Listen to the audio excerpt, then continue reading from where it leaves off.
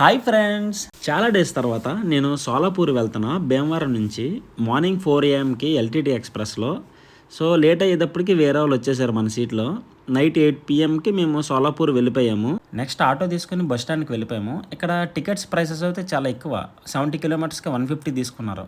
మేము వెళ్ళేది అయితే పందరాపూర్. సో ఇక్కడ నైట్ స్టే కోసం హోటల్ తీసుకున్నాము. 3 పర్సన్స్కి అయితే 1200 రూపీస్ తీసుకున్నారు. ఫుడ్ ప్రైసెస్ కూడా చాలా ఎక్కువ.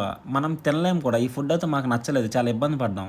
టెంపుల్ ఎలా ఉంటుందని ఒకసారి వెళ్ళి చూసి వచ్చాను. అయితే దర్శనానికి 2 hours పడుతుందన్నారని సర్లే ఇంక మార్నింగ్ వెళ్దామని వచ్చానన్నమాట. అనుకున్నట్టే మార్నింగ్ 6 AM టెంపుల్కి వచ్చాను. నేను వచ్చిన టెంపుల్ పేరు అయితే పాండురంగ స్వామి టెంపుల్. ఈ కాంప్లెక్స్లోకి వెళ్ళాలి మనం. ఈ కాంప్లెక్స్లోకి వెళ్ళిన తర్వాత ఆ కాంప్లెక్స్లో నుంచి ఈ టెంపుల్లోకి వస్తాం మనం దర్శనంకి. ఇది టెంపుల్ అయితే చిన్నదే, కానీ కాంప్లెక్స్ మాత్రం పెద్దది. ఉండే భక్తుల క్యూ ఇదంతా ఈ కాంప్లెక్స్లో ఉంటుంది అనమాట.